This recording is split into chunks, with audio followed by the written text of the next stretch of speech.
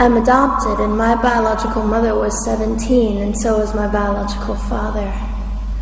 She was 7.5 months pregnant when she decided to go to Planned Parenthood, which is the largest abortion provider in the world, and they counseled her to have a late-term saline abortion, which is a saline salt solution that is injected into the mother's womb.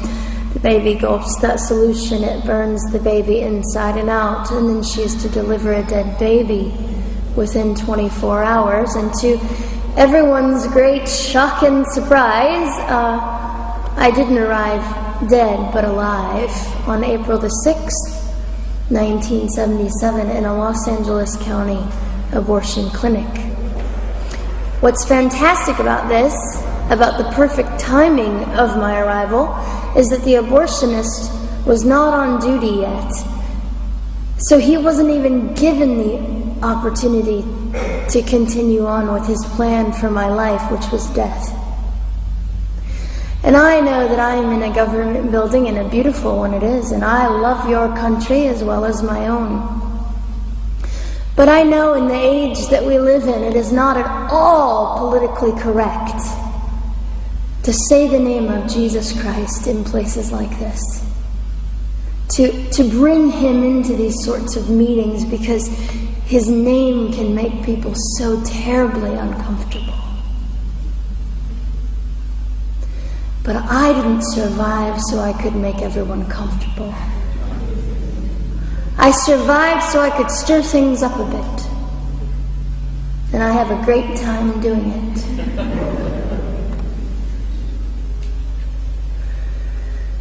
And so I was delivered alive, as I've already said, after 18 hours. I should be blind, I should be burned, I should be dead.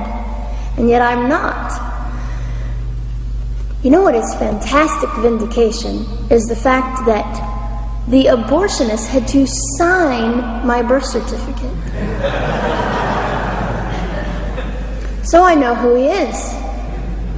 And it also says, for any skeptic listening, on my medical records, born during saline abortion. Ha! They didn't win. I've done some research on the man that performed the abortion on me.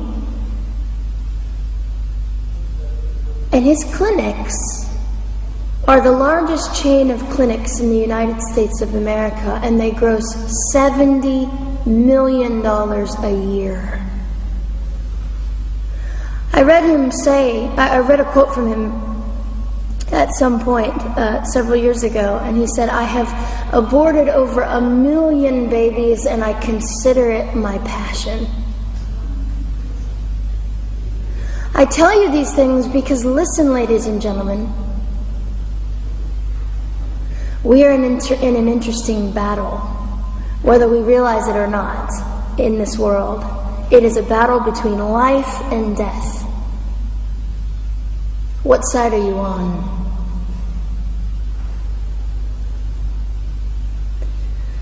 So a nurse called an ambulance and had me transferred to a hospital, which is absolutely miraculous. Generally, the practice at the time, and up until 2002, was, in my country, was to end the life of an abortion survivor by strangulation, suffocation, leaving the baby there to die, or throwing the baby away.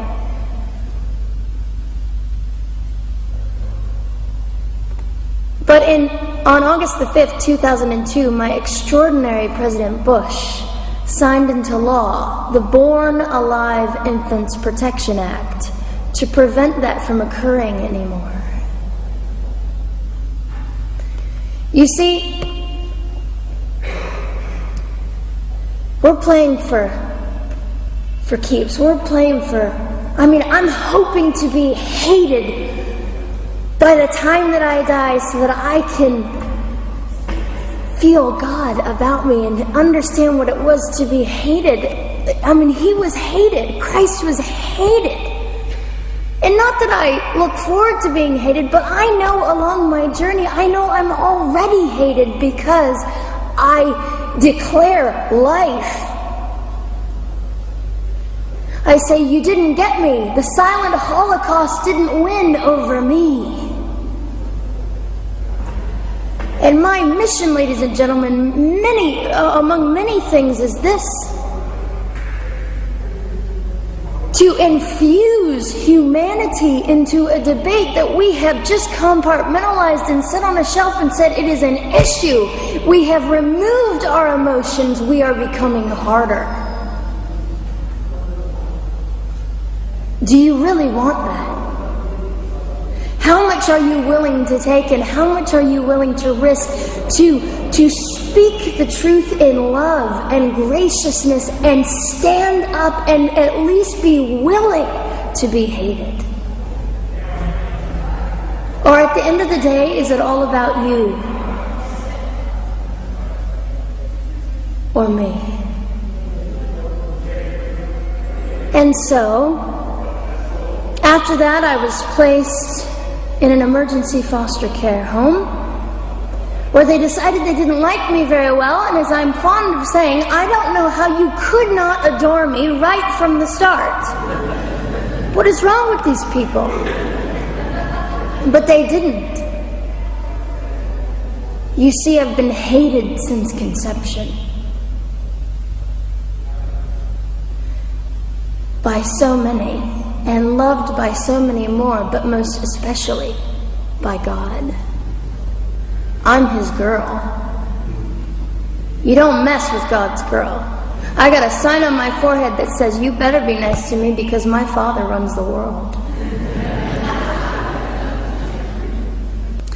So after I was placed in the mean home, I was taken out of the mean home and placed into another home, a beautiful home, Penny's home. And she said by this time I was 17 months old, 32 pounds of dead weight, and diagnosed with what I considered to be the gift of cerebral palsy, which was caused directly by the lack of oxygen to my brain while I was trying to survive. Now I am just compelled to say this. If abortion is merely about women's rights, ladies and gentlemen, then what were mine? There was not a radical feminist standing up and yelling about how my rights were being violated that day. In fact, my life was being snuffed out in the name of women's rights. And ladies and gentlemen, I would not have cerebral palsy had I not survived all of this. So when I hear the appalling, disgusting argument that we should have abortions because the child just might be disabled, the horror that fills my heart. Ladies and gentlemen, there are things that you will only be able to learn by the weakest among us. And when you snuff them out, you are the one that loses. The Lord looks after them, but you are the one that will suffer forever. And what arrogance, what absolute arrogance, and it has been an argument for so long in this human place that we live, that the stronger should dominate the weaker, should determine who lives or dies. The arrogance of that. Don't you realize that you cannot make your own heart beat? Don't you realize that all the power that you think you possess, you really possess none of it? It is the mercy of God that sustains you, even when you hate Him.